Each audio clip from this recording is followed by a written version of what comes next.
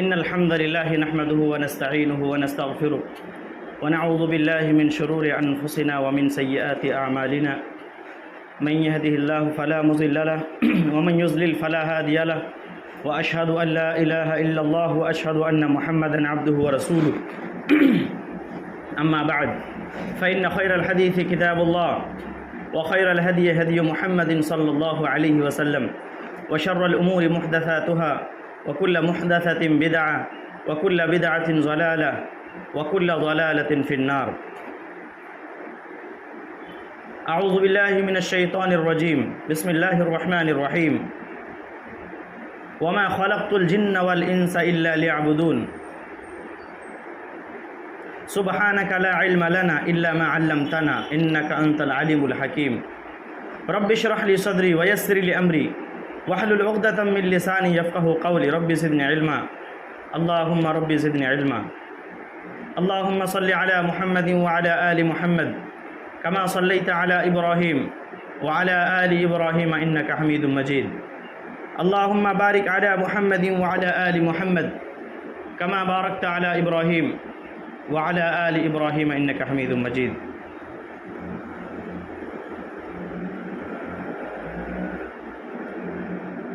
سب سے بہترین کلام اللہ تعالیٰ کی بات ہے اور سب سے بہترین طریقہ محمد صلی اللہ علیہ وسلم کا طریقہ ہے،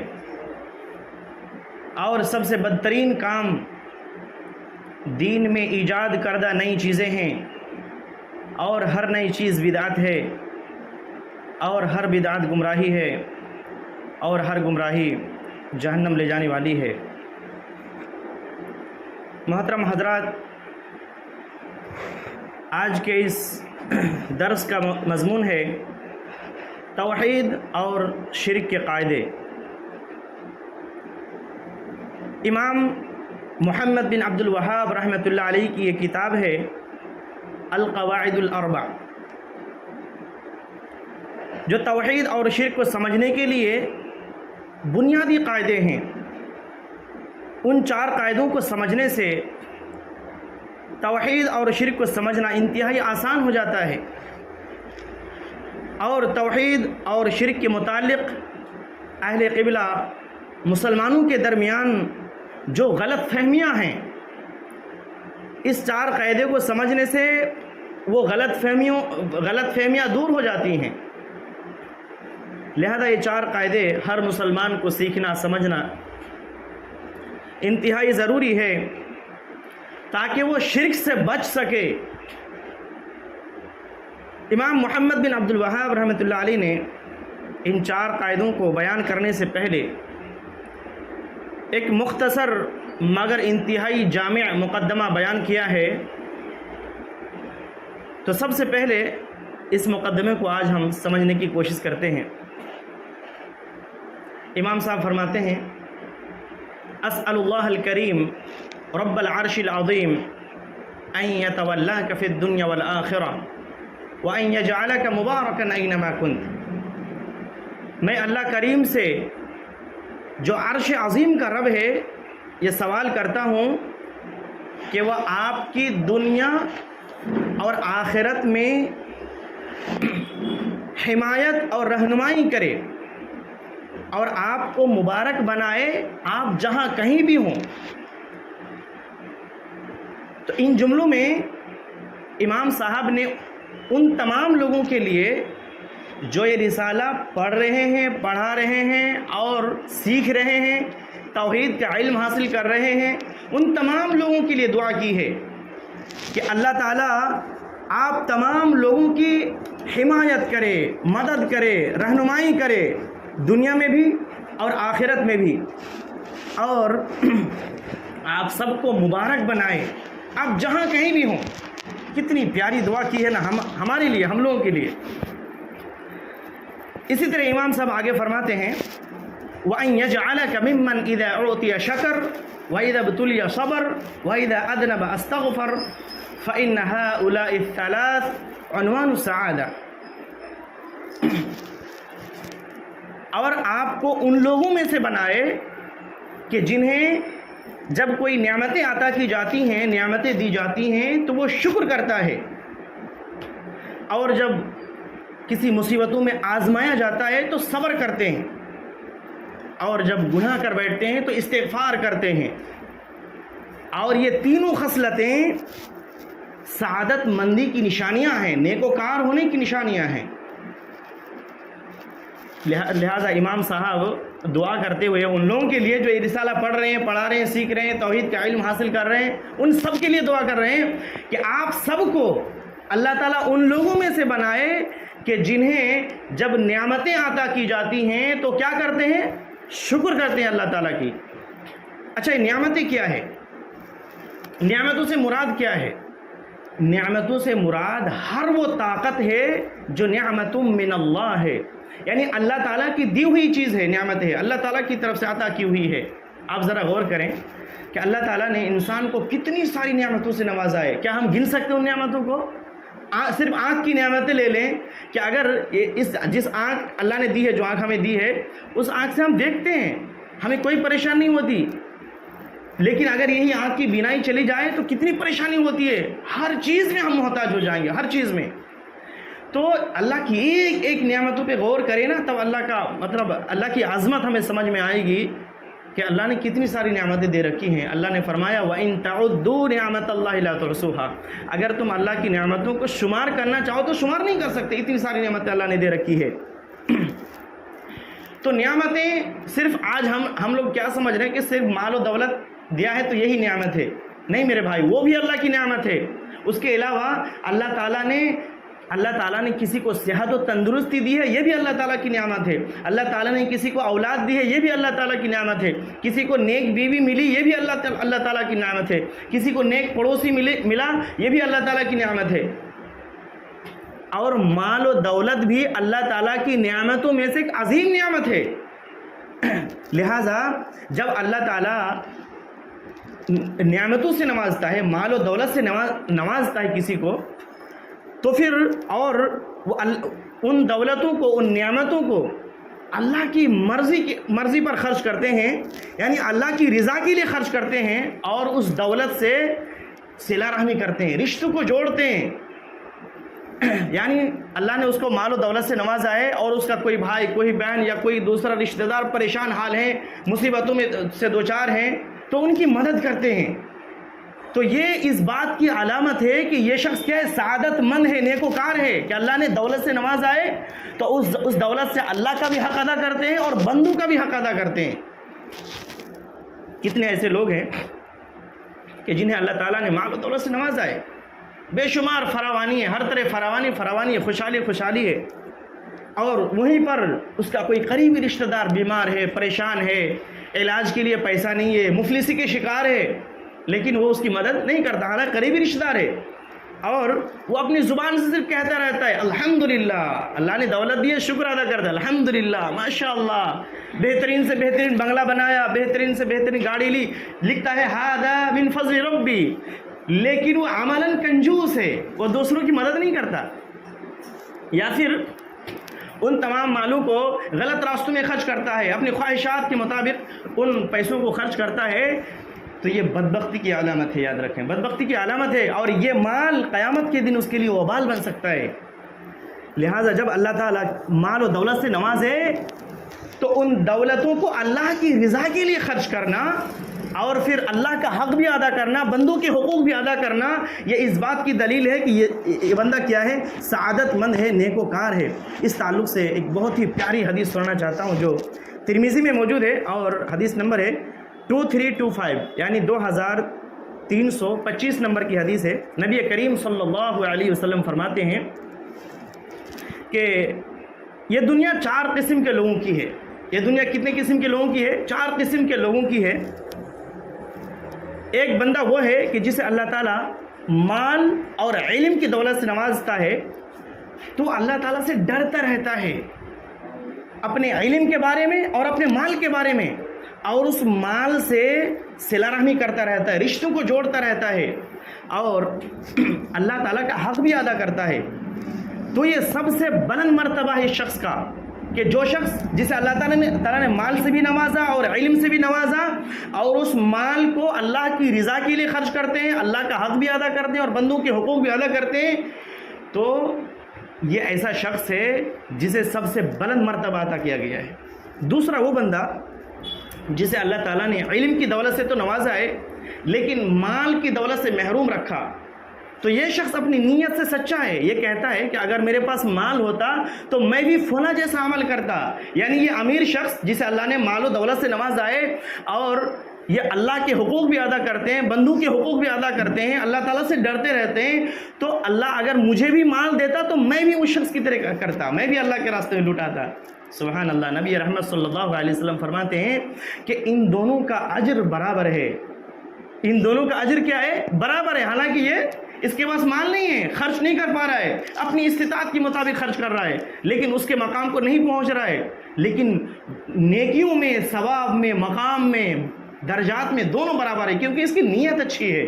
تیسرا وہ بندہ ہے جسے اللہ تعالیٰ نے مال سے تو نوازا ہے لیکن علم سے محروم رکھا ہے، تو وہ اپنے مال کو بغیر علم کے خرچ کرتا رہتا ہے اور جس میں اللہ تعالیٰ سے نہیں ڈرتا، جہاں چاہے وہ خرچ کرتا رہا، اور اس مال سے وہ بندے کے صلہ رحمی بھی نہیں کرتا، یعنی رشتوں کو نہیں جوڑتا اور نہ ہی اللہ کا حق اس میں جانتا ہے، تو یہ ایسا، تو یہ خبیث ترین منزلت ہے، سب سے بدترین منزلت ہے اس شخص کا کہ اللہ نے مال دیا لیکن اپنی خواہشات کے مطابق اس مال کو خرچ کر رہا ہے۔ چوتھا وہ بندہ جسے اللہ تعالیٰ نے نہ مال سے نوازا نہ علم سے نوازا، وہ یہ کہتا ہے کہ اگر میرے پاس مال ہوتا تو میں بھی اس شخص جیسا عمل کرتا۔ یعنی یہ جو آدمی ہے جسے اللہ نے علم سے نوازا نہیں، صرف مال سے نوازا ہے اور اپنی خواہشات کے مطابق مال کو خرچ کر رہا ہے، جہاں چاہتا ہے پانی کی طرح پیسے کو بہاتا ہے، تو میرے پاس مال ہوتا تو میں بھی ویسا عمل کرتا۔ تو نبی کریم صلی اللہ علیہ وسلم فرماتے ہیں کہ یہ شخص اپنی نیت پر ہے اور ان دونوں کا گناہ برابر ہے، ان دونوں کا اس کی نیت کا وبال اس کو ملے گا اور ان دونوں کا عذاب برابر ہے۔ آپ ذرا غور کریں کہ اس حدیث میں لوگوں کی تقسیم ہوتی ہے 4 قسموں پر، یعنی 4 قسم کے لوگ ہیں۔ پہلا، شکر کرنے والا امیر انسان جسے اللہ تعالیٰ نے بلند مرتبہ عطا کیا ہے، کس سے؟ اس کے عمل کی وجہ سے۔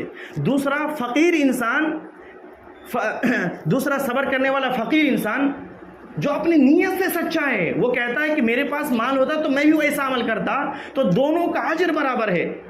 تیسرا، وہ امیر شخص جو بخیل ہے اور اس کے عمل نے اسے خبیث ترین منزلت میں جا گرایا ہے۔ اور چوتھا، وہ فقیر شخص جس کی نیت بری ہے اور اس کی نیت کی وجہ سے اس خبیث ترین آدمی کے ساتھ اس کی منزلت ہے۔ تو میرے بھائیوں، لہذا سچی نیت بندے کو بلند مرتبہ تک لے کے جاتی ہے اور بری نیت انسان کو سب سے بدترین منزلت تک پہنچا دیتی ہے۔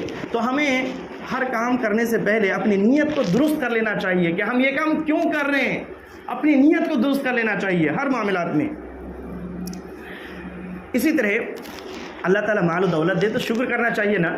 اللہ کے نبی صلی اللہ نے بھی تعلیم دی ہے، نبی رحمت صلی اللہ علیہ وسلم نے بھی یہ تعلیم دی ہے۔ چنانچہ ابو داؤد میں یہ حدیث موجود ہے، حدیث نمبر ہے 1522، یعنی 1522 نمبر کی حدیث ہے۔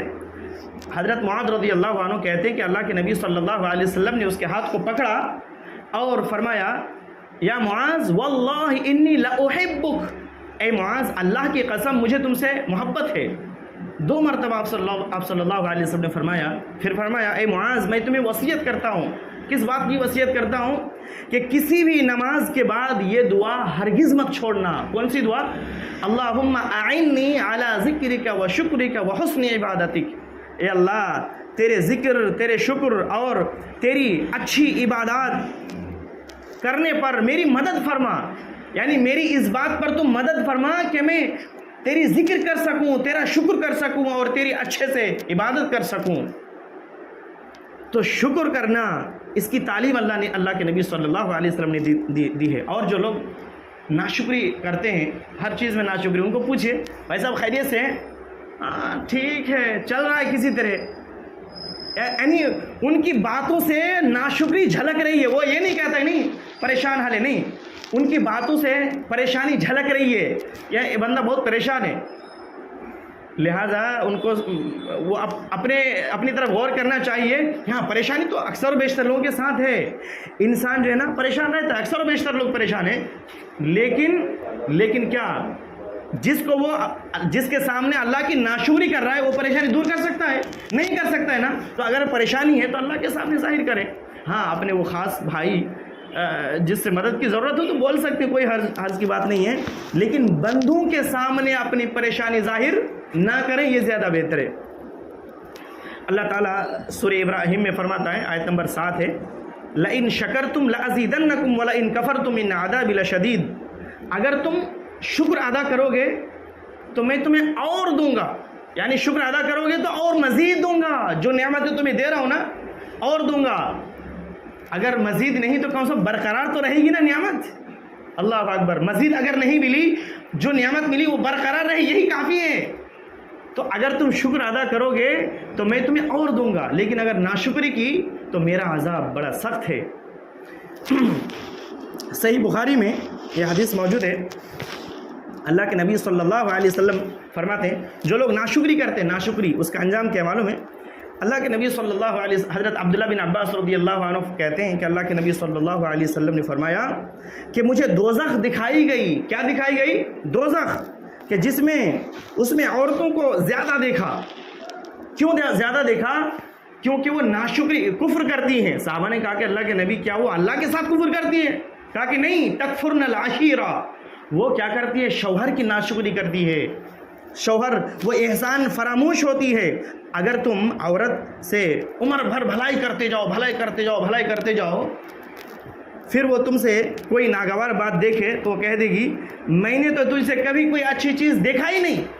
یعنی ایک چھوٹی سی چیز کے لیے نا آپ کی پوری زندگی کی جو محنت ہے وہ پانی پھیر دے گی. تو یہ کیا ہے؟ یہ ناشکری ہے. اللہ نے اس کو نعمت دی ہے لیکن اس نعمت کی قدر نہیں کرتی ہے. تو کوئی کسی عورت کو اگر نیک شوہر مل جائے نا, یہ بہت بڑی نعمت ہے اللہ تعالیٰ کی. اور اسی طرح کسی آدمی کو نیک بیوی مل جائے تو یہ بھی اللہ تعالیٰ کی بہت بڑی نعمت ہے. تو اللہ تعالیٰ کی بے شمار نعمت ہے میرے بھائی, بے شمار نعمت. ہم غور کریں گے نا سمجھ میں آئے گا.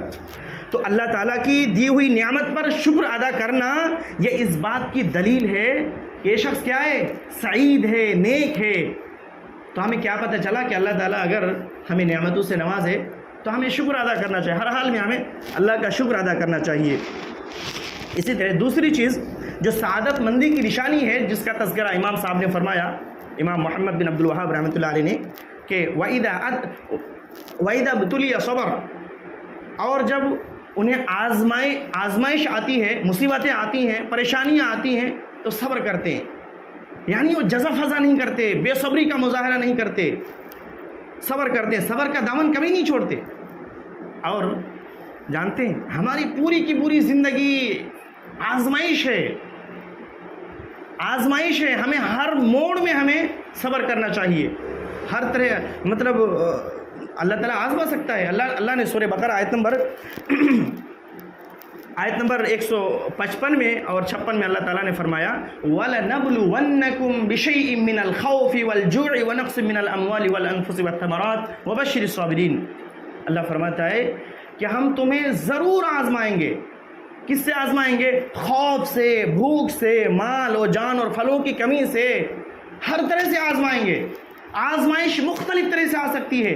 اللہ تعالیٰ کسی کو جانتے ہیں بیماری دے کر آزماتا ہے, کسی کو صحت و تندرستی دے کر آزماتا ہے, کسی کو مال و دولت دے کر آزماتا ہے, کسی کو فقیری اور محتاجگی مسلط کر کے آزماتا ہے, کسی کو اللہ اولاد دے کر آزماتا ہے, کسی کو اولاد نہ دے کر آزماتا ہے, کسی کو اللہ تعالیٰ صرف لڑکوں سے لڑکے ہی لڑکے دیتے ہیں اور یہ بھی اس کے لیے آزمائش ہے, کسی کو اللہ صرف لڑکیاں دیتا ہے, یہ بھی اس کے لیے آزمائش ہے, کسی کو اولاد دیتا ہی نہیں ہے, یہ بھی آزمائش ہے.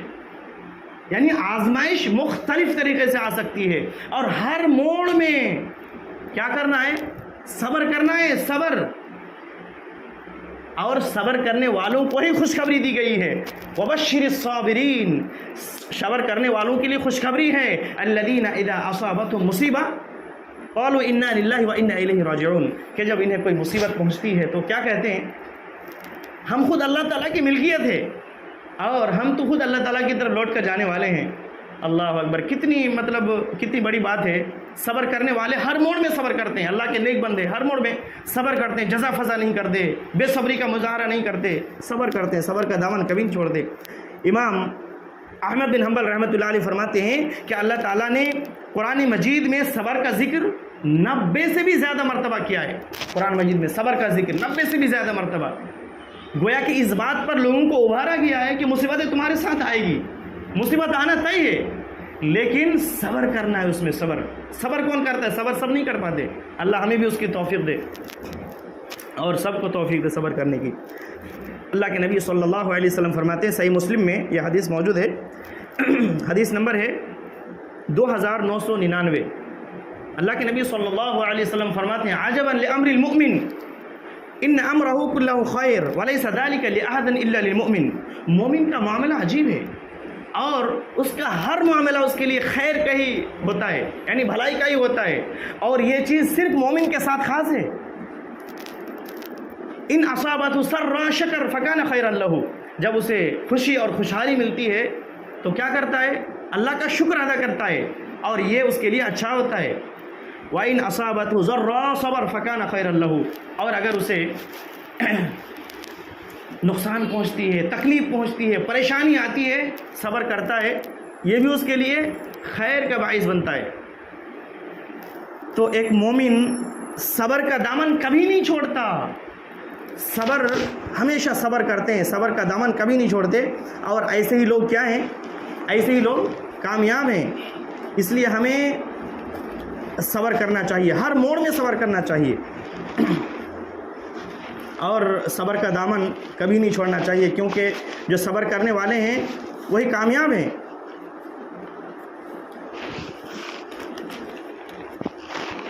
اسی طریقے سے تیسری چیز کیا ہے جس کی طرف امام صاحب نے وضاحت کی ہے، دعا کی ہے ایسے لوگوں کے لیے کہ یہ تیسری چیز بھی عطا کرے. تیسری چیز جو سعادت مندی کی نشانی ہے وہ یہ ہے، اذا اذنب استغفر. اذا اذنب استغفر. اور جب وہ گناہ کر بیٹھتے ہیں تو استغفار کرتے ہیں. جب ان سے کوئی گناہ اور غلطی ہو جاتی ہے فوراً کیا کرتے ہیں؟ فوراً توبہ استغفار کرتے ہیں، رجوع کرتے ہیں، کبھی گناہوں پر اصرار نہیں کرتے، کبھی گناہوں پر اصرار نہیں کرتے. اللہ تعالیٰ نے سورہ آل عمران آیت نمبر 135 میں فرمایا ہے، ایمان والوں کا تذکرہ کیا ہے، والذین اذا فعلوا فاحشة او ظلموا انفسهم ذکروا اللہ فاستغفروا لذنوبهم ومن یغفر الذنوب الا اللہ ولم یصروا علی ما فعلوا. کہ والذین اذا فعلوا فاحشة او ظلموا انفسهم، کہ وہ لوگ جب ان سے کوئی گناہ ہو جاتا ہے یا وہ اپنے نفس پر ظلم کر بیٹھتے ہیں تو کیا کرتے ہیں؟ فوراً اسے اللہ یاد آ جاتا ہے اور پھر وہ کیا کرتے ہیں؟ استغفار کرنے لگتے ہیں، اللہ سے معافی مانگنے لگتے ہیں. اور اللہ تعالیٰ کے علاوہ کوئی معاف کر سکتا ہے؟ نہیں کر سکتا. اور وہ اپنے گناہوں پر اصرار بھی نہیں کرتے. اصرار کرنے کا کیا مطلب ہے؟ کہ جس گناہ پر وہ توبہ کر رہا ہے اب نہیں کر رہا ہے، وہ بار بار توبہ کر رہا ہے پھر وہی گناہ کر رہا ہے، توبہ کر رہا ہے پھر وہی گناہ کر رہا ہے. یعنی جس گناہ کا توبہ کرے پھر وہی گناہ بار بار کرے، اس کو کہتے ہیں اصرار. یا پھر توبہ ہی نہ کرے، اللہ سے معافی ہی نہ مانگے، گناہ کرتا جائے، یہ بھی اصرار ہے. آپ ذرا سوچیں ہم کتنا گناہ کرتے ہیں، اللہ سے توبہ کرتے ہیں، اللہ سے معافی مانگتے ہیں. نبی کریم صلی اللہ علیہ وسلم فرماتے ہیں، اے لوگو تم اللہ تعالیٰ سے توبہ استغفار کرو. میں ایک دن میں اللہ تعالیٰ سے 70 مرتبہ سے زیادہ توبہ کرتا ہوں، استغفار کرتا ہوں. اور ایک صحیح مسلم کی ایک روایت میں ہے کہ 100 مرتبہ، یعنی ایک دن میں 100 مرتبہ اللہ تعالیٰ سے توبہ کرتا ہوں. ذرا ہم اپنا موازنہ کریں، ہم کیا کر رہے ہیں؟ کیا ہم گناہ نہیں کرتے؟ ہم گناہوں سے پاک ہیں، ہم غلطی نہیں کرتے، ہم غلطیوں سے پاک ہیں کیا؟ پھر ہم توبہ کیوں نہیں کرتے؟ اللہ تعالیٰ سے معافی کیوں نہیں مانگتے؟ تو ہم گناہ کرتے ہیں اور جب ہمیں اس کا احساس ہے تو ہمیں اللہ سے توبہ کرنا چاہیے، معافی مانگنی چاہیے. جانتے ہیں جو لوگ گناہ ترک نہیں کرتے، گناہ کو نہیں چھوڑتے، گناہ پر گناہ کرتے چلے جاتے ہیں، اللہ کے نبی صلی اللہ علیہ وسلم فرماتے ہیں کہ جب انسان گناہ کرتا ہے نا تو اس کے دل میں ایک سیاہ نقطہ پڑتا ہے. پھر اگر توبہ کر لیا تو اس کے اس گناہ کو دھو دیا جاتا ہے، اور اگر وہ توبہ نہیں کرتا ہے جانتے کیا ہوتا ہے؟ گناہ پر گناہ کرتے چلا جاتا ہے تو وہ دل میں جو سیاہی ہے وہ بڑھتی چلی جاتی ہے، حتیٰ کہ پورا دل سیاہ ہو جاتا ہے. پھر جب ایسا ہو جائے تب انسان کا دل مردہ ہو جاتا ہے، پھر حق کو قبول نہیں کرتا جلدی. اور خاص طور پر جو طالب علم ہے جو علم حاصل کرنا چاہتا ہے وہ اپنا علم بھی بھول جاتا ہے، اب اس کو یاد نہیں رہتا۔ امام شافعی رحمۃ اللہ علیہ کا ایک مشہور قول ہے، امام شافعی رحمۃ اللہ علیہ کا، وہ کہتے ہیں اپنے استاد سے شکایت کرتے ہیں، شکوت الی وکیع سوء حفظی فارشدنی الی ترک المعاصی واخبرنی بان العلم نور ونور اللہ لا یہدی للمعاصی۔ امام شافعی رحمۃ اللہ علیہ اپنے استاد وکیع سے شکایت کرتے ہیں سوء حفظ کا، کہ میں یاد کرتا ہوں بھول جاتا ہوں۔ تو ان کے استاد نے کہا فارشدنی الی ترک المعاصی، تو مجھے اس بات پر ہدایت کی کہ گناہ چھوڑ دو، کیونکہ واخبرنی بان العلم نور، اور فرمایا مجھے خبر دی کہ یہ علم جو ہے نا نور ہے، اور اللہ کا نور کسی گنہگار کے پاس نہیں جاتا، اس کے پاس نہیں رہتا۔ تو امام صاحب امام شافعی رحمۃ اللہ علیہ اتنے بڑے فقیہ، اتنے بڑے آدمی، نیک انسان، وہ کہہ رہے کہ میرے استاد نے مجھے کہا کہ گناہ چھوڑ دو۔ تو کیا وہ کون سا گناہ کرتے؟ انسان ہے، گناہ تو ہوگا ہی، تو کیا ہم سے گناہ نہیں ہوتا؟ ہم امام شافعی سے بڑے ہیں کیا؟ تو میرے بھائی ہمیں توبہ استغفار کرتے رہنا چاہیے، اور یہ بات ذہن میں رہے کہ ایک ہوتا ہے اللہ کا جو حق ہے اس میں کوتاہی کر رہے ہیں تو اللہ سے معافی مانگ رہے ہیں، اللہ معاف کر سکتا ہے، لیکن وہ جو بندوں کی جو حقوق ہیں، کسی کو آپ نے مارا، گالی دیا، کسی کا حق ناجائز غصب کر رہے ہیں، کسی کی زمین ہڑپ رہے ہیں، اور پھر اللہ سے معافی مانگ رہے ہیں کہ اللہ مجھے معاف کر دے، میں نے ایسا کر لیا، لیکن وہ جو زمین ہڑپی ہے، جو پیسہ ہڑپا ہے، جو چیز لیا ہے دوسروں کا، چھینا ہے، آپ کے پاس ہے، اس کو واپس نہیں کر رہے ہیں، لیکن آپ کو غلطی کا احساس بھی ہے، واپس بھی نہیں کر رہے ہیں، اور اللہ سے دعا کر رہے ہیں۔ تو اس طریقے سے ایسے جو لوگ ایسا کرتے ہیں، ایسے لوگوں کو قیامت کے دن جانتے کیا ہوگا کہ ان کو مطلب جس کی زمین ہڑپی، جس کو پریشان کیا، یا مطلب گالی دیا، مارا پیٹا، تو وہاں تو کوئی درہم و دینار نہیں ہوگا، وہاں ان کی جس کو مارا تھا اس کا گناہ اس پر لاد دیا جائے گا، اور پھر ایسا بھی نوبت آ سکتی ہے کہ پھر جہنم کے حوالے کر دیا جائے۔ اور خاص طور پر کچھ لوگ ایسے ہیں کہ کسی پر الزام لگاتے ہیں، کسی پر تہمتیں لگاتے ہیں، سر عام لوگوں کے سامنے اس کو بدنام کرتے ہیں، لوگوں کے سامنے اس کو بدنام کرنے کی کوشش کرتے ہیں، پھر بعد میں اس کو احساس ہوتا ہے کہ ہاں یار میں نے غلطی کر دی ہے، میرے بھائی پر میں نے ظلم کیا ہے، کہ سماج میں ان کو میں نے بے عزتی کی ہے، ان کو بدنام کر دیا ہے، ہاں لوگوں کے دلوں میں نے ان کے بارے میں غلط فہمیاں ڈال دی ہیں، بعد میں اس کے احساس ہوتا ہے، اور پھر چپکے سے جاتا ہے، جا کر کہتا ہے بھائی میں نے غلطی کر دی، مجھے معاف کر دو۔ وہ تو ٹھیک ہے معاف کر سکتا ہے، لیکن فرشتے نے جو نوٹ کر لیا ہے وہ کیسے مٹے گا معلوم ہے؟ ایسے ہی نہیں مٹنے والا ہے۔ اللہ فرماتا ہے سورہ بقرہ آیت نمبر 160 میں الا الذین تابوا واصلحوا وبینوا فاولئک اتوب علیہم، کہ مگر وہ لوگ جو توبہ کریں، واصلحوا، اور پھر اصلاح کریں، یعنی جن لوگوں نے اس کام سے توبہ کر لی اور جو بات چھپائی تھی، یعنی غلط باتیں اپنے بھائی کے بارے میں جو پھیلایا تھا، غلط فہمیاں دوسروں کے دلوں میں، ذہنوں میں جو ڈالا تھا، اس کو لوگوں کے سامنے بیان کرے، جتنے لوگوں کے سامنے مطلب ان کو بدنام کیا تھا، ان پر الزام لگایا تھا، سب کے سامنے پھر کہے، وضاحت کرے کہ میں نے غلطی کر دی تھی، میں نے اپنے بھائی کے بارے میں جو کہا تھا نا، یہ بڑی میری بھول تھی، میری غلطی تھی، وہ ایسا نہیں ہے۔ تو جن لوگوں کے سامنے کہا ہے، غلط فہمیاں پھیلایا ہے، الزام لگایا ہے، سب کے سامنے جا کر اس کو کہنا پڑے گا، بیان کرنا پڑے گا کہ میں نے غلطی کی تھی، تب جا کر کیا ہوگا؟ اللہ توبہ قبول کرے گا۔ کیا کوئی کرتا ہے ایسا؟ ارے دوسروں کو بدنام کرنا بڑا آسان ہے، دوسروں پر الزام لگانا بڑا آسان ہے، سماج میں دوسروں کو بدنام کرنا بڑا آسان ہے، لیکن اس کا انجام نہیں معلوم کہ اس کا انجام کتنا خطرناک ہے۔ ہمیں احساس ہے نا، ہمیں معلوم ہے نا کہ ہمیں مرنا ہے، رب کے سامنے حاضر ہونا ہے، تو پھر اس وقت کیا ہوگا میرے بھائی؟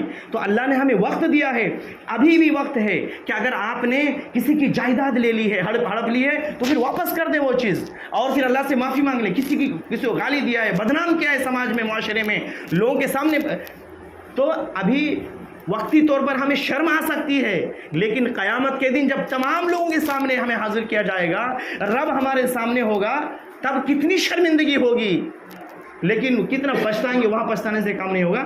لہٰذا ہمارے پاس وقت ہے کہ ہم کیا کریں؟ توبہ کر لیں، اپنے غلطی سے رجوع کر لیں، اپنی اصلاح کر لیں، اور اپنا معاملہ صاف کر لیں۔ میرے بھائی آسان نہیں ہے، ہم ہر چیز آسان سمجھتے ہیں، جیسا چاہیں ویسا کریں گے، بالکل نہیں ہے۔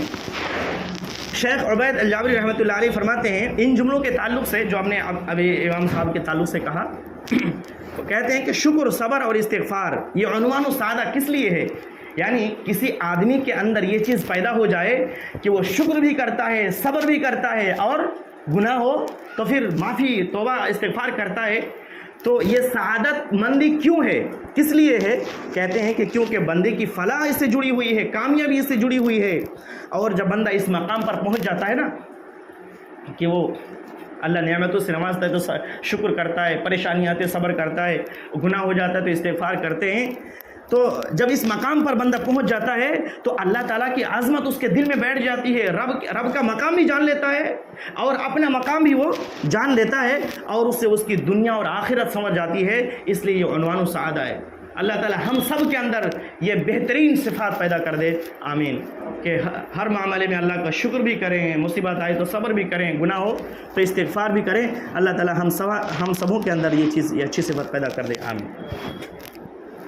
امام صاحب آگے فرماتے ہیں کہ اعلم ارشدک اللہ لطاعتہ ان الحنیفیۃ ملت ابراہیم ان تعبد اللہ وحدہ مخلصا لہ الدین کما قال اللہ تعالی وما خلقت الجن والانس الا لیعبدون، کہ جان لو اللہ تعالیٰ آپ کو اپنی اطاعت اور فرمانبرداری کی طرف رہنمائی کرے، ہدایت دے۔ دیکھیے ہر بات میں امام صاحب دعا کرتے ہیں ہمارے لیے، ہم سب کے لیے، کہ اللہ تعالیٰ آپ کو ہدایت دے کہ ہم لوگ کیا کریں، اللہ کی اطاعت کریں، اس کی فرمانبرداری کریں۔ اس کے بعد وہ کہتے ہیں کہ ان الحنیفیۃ ملت ابراہیم، حنیفیت کیا ہے؟ ابراہیم علیہ السلام کی ملت ہے، اور وہ کیا ہے؟ ان تعبد اللہ وحدہ مخلصا لہ الدین، کہ اللہ تعالیٰ کی ان تعبد اللہ، کہ اللہ تعالیٰ کی عبادت کریں خالصاً، دین کو اسی کے لیے خالص کرتے ہوئے۔ اللہ تعالیٰ ان تعبد اللہ وحدہ، اللہ اکیلے کی عبادت کریں، دین کو اسی کے لیے خالص کرتے ہوئے، جیسا کہ اللہ تعالیٰ نے فرمایا وما خلقت الجن والانس الا لیعبدون، کہ میں نے جنوں اور انسانوں کو صرف اپنی عبادت کے لیے پیدا کیا ہے۔ ای یعبدون ای یوحدون، عبداللہ بن عباس کہتے ہیں کہ یعبدون یعنی یوحدون، یعنی اللہ تعالیٰ نے انسانوں کو، جنوں کو اس لیے پیدا کیا ہے، کس لیے؟ صرف توحید کے لیے، کہ انسان صرف اور صرف تمام عبادات کس کے لیے خالص کرے؟ اللہ کے لیے خاص کر دے۔ اس لیے اللہ تعالیٰ نے انسانوں کو پیدا کیا۔ آگے امام صاحب فرماتے ہیں فَإِذَا عَرَفْتَ أَنَّ اللَّهَ خَلَقَكَ لِعِبَادَتِهِ فَاعْلَمْ أَنَّ الْعِبَادَةَ لَا تُسَمَّى عِبَادَةً إِلَّا مَعَ التَّوْحِيدِ كَمَا أَنَّ الصَّلَاةَ لَا تُسَمَّى صَلَاةً إِلَّا مَعَ الطَّهَارَةِ فَإِذَا دَخَلَ الشِّرْكُ فِي الْعِبَادَةِ فَسَدَتْ كَالْحَدَثِ إِذَا دَخَلَ فِي الطَّهَارَةِ، کہ جب آپ نے جان لیا کہ اللہ تعالیٰ نے آپ سب کو توحید کے لیے پیدا کیا ہے، تو یہ بھی جان لیجئے کہ عبادت نہیں ہوتی مگر توحید کے ساتھ، جیسے اسی طریقے سے جیسے نماز نہیں ہوتی مگر طہارت کے ساتھ۔ بغیر وضو کی نماز ہوگی؟ نہیں ہوگی نا، بغیر وضو کی نماز نہیں ہوگی۔ اسی طریقے سے بغیر توحید کے عبادت ہوگی نہیں۔ یعنی اگر اس کا مطلب کیا ہوا؟ اس کا مطلب یہ ہے کہ اگر عبادت میں وہ کہیں شرک کر رہا ہے تو اس کی تمام عبادت کیا ہے؟ برباد ہے۔ آگے فرماتے امام صاحب کہ فَإِذَا دَخَلَ الشِّرْكُ فِي الْعِبَادَةِ فَسَدَتْ كَالْحَدَثِ إِذَا دَخَلَ فِي الطَّهَارَةِ، ویسے ہی جیسے فَإِذَا دَخَلَ فِي الشِّرْكُ فِي الْعِبَادَةِ، کہ جب شرک عبادت میں داخل ہو جائے تو عبادت فاسد ہو جاتی ہے، برباد ہو جاتی ہے۔ ویسے ہی جیسے حدث طہارت میں داخل ہو جائے تو طہارت کیا ہوتی ہے؟ ختم ہو جاتی ہے۔ یعنی نماز پڑھ رہا ہے کوئی، ہوا نے خوا خارج ہو گئی جس سے وضو ٹوٹ جاتا ہے، وہ ہو گیا تو نماز ہوگی؟ نہیں ہوگی۔ تو ویسے ہی اگر عبادت میں شرک داخل ہو گیا تو پھر وہ عبادت باطل ہو جائے گی۔ امام صاحب فرماتے ہیں کہ فَإِذَا عَرَفْتَ أَنَّ الشِّرْكَ إِذَا خَالَطَ الْعِبَادَةَ أَفْسَدَهَا وَأَحْبَطَ الْعَمَلَ وَصَارَ صَاحِبُهُ مِنَ الْخَالِدِينَ فِي النَّارِ، کہ جب آپ نے یہ جان لیا کہ جب شرک عبادت میں داخل ہو جاتی ہے تو اس عبادت کو باطل کر دیتی ہے، اور اس کے تمام اعمال اکارت ہو جاتے ہیں، اور شرک کرنے والا ہمیشہ کے لیے جہنم چلا جاتا ہے۔ عرفت ان اہم ما علیک معرفت ذلک، تو آپ نے جان لیا کہ آپ پر توحید اور شرک کا علم حاصل کرنا کتنا زیادہ اہم ہے، کتنا زیادہ ضروری ہے۔ کیوں ضروری ہے؟ کہ ہم عبادت تو کریں، اس میں شرک کیسے آ گئی ہمیں پتہ ہی نہیں، اور ہماری تمام عبادت برباد ہو جائے۔ تو اس لیے امام صاحب فرماتے ہیں عرفت ان اہم ما علیک معرفت ذلک، آپ نے جان لیا کہ توحید اور شرک کو جاننا کتنا زیادہ اہم ہے۔ لعل اللہ ان یخلصک من هذه الشبکہ، امید ہے کہ اللہ تعالیٰ آپ کو خلاصی دے دے اس جال سے۔ کس جال سے؟ شرک کے جال سے۔ یعنی جب آپ توحید اور شرک کا علم حاصل کریں گے تو ضرور اللہ تعالیٰ آپ کو کیا کرے گا؟ شرک سے محفوظ رکھے گا اور توحید پر عمل کرنا آپ کے لیے آسان کر دے گا۔ جو آپ کے تمام عمل کو برباد کر دے، شرک جو آپ کے تمام عمل کو برباد کر دیتا ہے، اس سے آپ کو اللہ تعالیٰ بچا لے گا۔ اللہ تعالیٰ نے فرمایا سورہ نساء میں ان اللہ لا یغفر ان یشرک بہ ویغفر ما دون ذلک لمن یشاء، کہ بلا شبہ اللہ تعالیٰ اس بات کو معاف نہیں کرے گا کہ اس کے ساتھ کسی کو بھی شریک کیا جائے، کسی کو بھی شریک کیا جائے، اور اس کے علاوہ جس گناہ کو چاہے اللہ تعالیٰ معاف کر دے گا۔ ان جملوں کے تعلق سے شیخ عبید الجابری رحمۃ اللہ علیہ فرماتے ہیں کہ ان جملوں میں شرک کی قباحتوں کا بیان ہے اور شرک سے آگاہ کی فرضیت بتایا گیا ہے کہ شرک کتنا قبیح جرم ہے کہ اس سے تمام کے تمام اعمال برباد ہو جاتے ہیں اور شرک کرنے والا ہمیشہ ہمیشہ کے لیے جہنم چلا جاتا ہے۔ کتنا خطرناک ہے یہ۔ تو اس شرک سے آگاہ ہونے کی فرضیت بھی بتائی گئی کہ شرک سے آگاہ ہو جاؤ، یہ فرض ہے کہ شرک سے بچو، اور عبادت کو طہارت سے تشبیہ دی گئی ہے اور شرک کو حدث سے۔ اس کی کئی وجوہات ہیں۔ پہلی وجہ یہ ہے کہ دونوں جس چیز میں شامل ہو جاتی ہے نا، حدث اور شرک جس چیز میں بھی شامل ہو جاتی ہے اس کو فاسد کر دیتی ہے۔ جیسے ناپاکی، اگر انسان پاک ہے وضو کی حالت میں اور ناپاکی آ گئی تو وضو ختم۔ تو اسی طریقے سے اگر عبادت میں شرک داخل ہو گیا تو عبادت ختم، عبادت تمام کی تمام عبادت برباد ہو جاتی ہے۔ دوسری وجہ کہ عبادت بغیر توحید کی عبادت ہوتی نہیں ہے۔ یاد رکھیں اچھے سے کہ عبادت بغیر توحید کی عبادت ہوتی نہیں ہے، اور اگر کسی بھی ایک عبادت میں بھی اگر شرک داخل ہو گیا نا، صرف ایک عبادت میں، تو آپ کے تمام عبادت باطل ہو جاتی ہے، سب کی سب عبادت۔ اس مثال کے طور پر ایسے سمجھیے کہ جیسے کوئی انسان کلمہ پڑھا اشہد ان لا الہ الا اللہ و اشہد ان محمد عبدہ و رسولہ، اسلام میں داخل ہو گیا، اب وہ نماز پڑھ رہا ہے، روزہ رکھ رہا ہے، حج کر رہا ہے، زکوٰۃ دے رہا ہے، ماں باپ کے ساتھ اچھا سلوک کر رہا ہے، یعنی جتنی بھی نیکیاں تمام کی تمام نیکیاں کر رہا ہے۔ اس کے ساتھ ساتھ وہ غیر اللہ کے لیے جانور ذبح کر رہا ہے، نذر و نیاز کر رہا ہے، اور دوسرے غیر اللہ سے استغاثہ کر رہا ہے، ہر اس چیز میں جس میں صرف اور صرف اللہ تعالیٰ قادر ہے، غیر اللہ سے اولاد طلب کر رہا ہے، لیکن وہ کیا کر رہا ہے؟ نیک اعمال بھی کر رہا ہے اور ادھر کوئی شرک بھی کر رہا ہے۔ تو یہ ایسا شخص ہے کہ جیسے اس نے کلمہ پڑھا ہی نہیں، یعنی اس کے تمام اعمال، کتنے بھی نماز پڑھ لے، کتنے بھی روزہ رکھ لے، کتنے بھی حج کر لے، کتنے بھی زکوٰۃ دے دے، کتنے بھی ماں باپ کے ساتھ اچھا سلوک کر لے، تمام کے تمام عمل کیا ہو گیا؟ باطل ہو گیا، صرف ایک شرک کی وجہ سے۔ تو کتنا خطرناک ہے نا۔ اور اس کی وجہ کیا ہے؟ اس کی وجہ یہ ہے کیونکہ کلمہ شہادت جو ہم پڑھتے ہیں نا، کلمہ شہادت، تو یہ اس بات کا تقاضا کرتا ہے ہم سے، کلمہ شہادت اشہد ان لا الہ الا اللہ اس بات کا تقاضا کرتا ہے کہ ساری کی ساری عبادات صرف اور صرف کس کے لیے ہونی چاہیے؟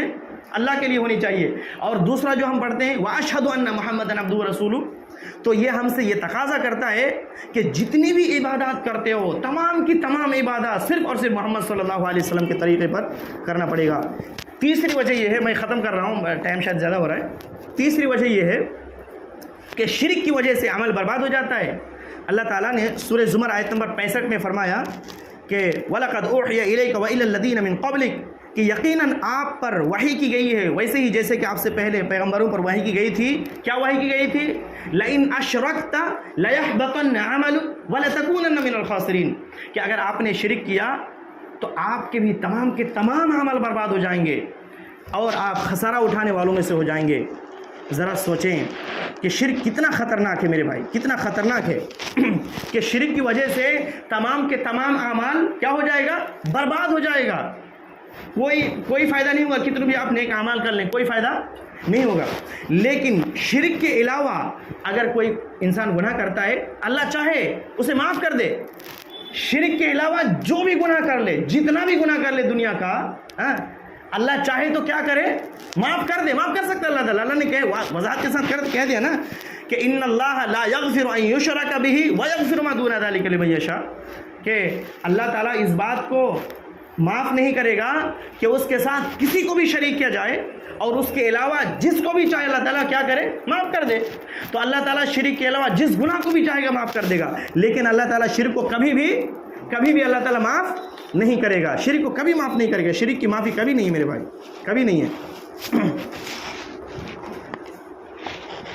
ذرا غور کریں، کتنے ایسے لوگ ہوں گے موحد جس نے کبھی شرک نہیں کیا ہے لیکن گناہ کیا ہے، اللہ چاہے تو اس کو عذاب میں ڈالے، جتنا گناہ کے عذاب میں ڈالے، اور پھر ایسا نہیں ہے کہ وہ ہمیشہ عذاب میں رہے گا، لیکن ضرور ایک دن نکلے گا۔ جیسے کہ صحیح حدیث میں یہ بات ثابت ہے، اللہ کے نبی صلی اللہ علیہ وسلم نے فرمایا یعذب الناس من اہل التوحید فی النار حتی یکونوا فیہا ہمما فیخرجون ویطرحون علی ابواب الجنہ، کہ چند اہل توحید کو اس کے گناہوں کی وجہ سے جہنم میں، آگ میں عذاب دیا جائے گا۔ اللہ تعالی ہم سب کو جہنم کے عذاب سے بچائے، ایک سیکنڈ کے لیے ہم برداشت نہیں کر سکتے، اللہ تعالی ہم سب کو جہنم کے عذاب سے بچائے۔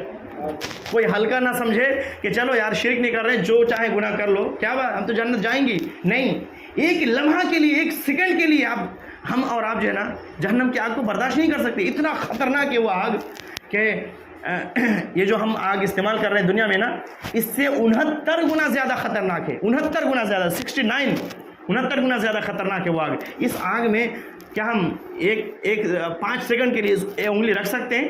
نہیں رکھ سکتے، ہم برداشت نہیں کر سکتے، جبکہ وہ آگ اس سے کتنا خطرناک ہے؟ 69 گنا زیادہ خطرناک ہے وہ آگ۔ ہم برداشت کر سکتے؟ ہرگز نہیں برداشت کر سکتے۔ تو لیکن اللہ کے نبی صلی اللہ علیہ وسلم نے جو وضاحت کر دی ہے کہ جو مشرک ہے وہ ہمیشہ کے لیے جہنم جائے گا، لیکن جو مشرک نہیں ہے، اہل توحید ہے لیکن بڑے بڑے گناہ کیے، وہ اللہ چاہے تو اس کو معاف کر دے، اور اگر چاہے اس کو جہنم میں ڈالے گا، اور جب گناہوں سے پاک ہوگا تو پھر جہنم سے نکالا جائے گا۔ اللہ کے نبی صلی اللہ علیہ وسلم فرماتے ہیں کہ چند اہل توحید کو جہنم میں اس کی سزا دی جائے گی، یہاں تک کہ وہ جہنم میں جل جل کر کوئلے بن چکے ہوں گے۔ پھر اللہ تعالیٰ کی رحمت آئے گی، اس کو پالے گی، اور اس کو جہنم سے نکالا جائے گا، اور جنت کے دروازوں پر پھینک دیا جائے گا، اور پھر جنتی اس پر پانی چھڑکیں گے، جس سے وہ یوں اگیں گے جیسا کہ سیلاب کے لائے ہوئے کوڑا کرکٹ پر نباتات اگتے ہیں۔ آپ نے کبھی دیکھا کہ سیلاب آیا تھا اور پھر سیلاب جب ختم ہو گیا، کوڑا کرکٹ جمع ہے، وہاں پر جو نباتات اگتے ہیں کتنا خوبصورت لگتا ہے نا، چھوٹا چھوٹا پودے اگتے ہیں، بہت خوبصورت لگتا ہے۔ تو جہنمی جب جہنم سے اس کو نکالا جائے گا، جنت کے دروازوں پر پھینکا جائے گا، اور پھر وہ جل کر کوئلے بن چکے ہوں، کوئی پہچانے گا نہیں کہ کون ہے، انسان، یہ بھی انسان ہے۔ جنت اس پر پانی چھڑکیں گے تو پھر وہ یوں اگیں گے جیسا کہ سیلاب کی لائے ہوئے کوڑا کرکٹ پر نباتات اگتے ہیں، اور پھر اسے جنت میں داخل کر دیا جائے گا۔ لیکن میرے بھائی، مشرک کو کبھی بھی جہنم سے نہیں نکالا جائے گا۔ تو کتنا ضروری اور لازم ہے ہمارے لیے ابھی کہ ہم شرک کے بارے میں آگاہ ہو جائیں کہ کون ایسے اعمال ہیں جس سے شرک ہوتا ہے۔ توحید اور شرک کو سمجھنا کتنا زیادہ ضروری ہے، انتہائی زیادہ ضروری ہے میرے بھائی۔ تو یہ سلسلہ درس آج سے شروع ہوا، اور انشاءاللہ یہ سلسلہ چلتا رہے گا۔ جو 4 قاعدے جو امام صاحب بیان کیے ہیں نا، توحید کے 4 قاعدے، توحید اور شرک کے 4 قاعدے، انشاءاللہ یہ جب ہم سیکھ لیں گے نا، تو توحید کیا ہے اور شرک کیا ہے ہمارے سامنے آئینے کی طرح جھلکے گا انشاءاللہ، آئینے کی طرح، اور ہم یہ سمجھ سکیں گے، ہر کوئی جو اس درس میں شامل ہوگا، یہ توحید ہے اور یہ شرک ہے، اور پھر ہم کیا کریں گے؟ اس شرک سے بچیں گے اور وہ کام کریں گے جس سے اللہ خوش ہوگا، اور جس کی تعلیم اللہ کے نبی صلی اللہ علیہ وسلم نے دی ہے، وہ کام ہم کریں گے۔ تو انشاءاللہ وہ پھر آنے والا 15 دن کے بعد پھر ہوگا انشاءاللہ۔ تو آپ تمام لوگوں سے میں اپیل کرتا ہوں کہ اس میں ابھی حاضر ہوں۔ اللہ تعالیٰ سے میں آخر میں دعا کرتا ہوں کہ اللہ تعالیٰ ہم سب کو توحید پر عمل کرنے کی توفیق دے اور شرک سے بچائے۔ اللہ تعالیٰ ہم سب کو کتاب و سنت کو صحیح سے سمجھنے اور اس کے احکامات پر عمل کرنے کی توفیق دے۔ آمین۔ وآخر دعوانا الحمدللہ رب العالمین۔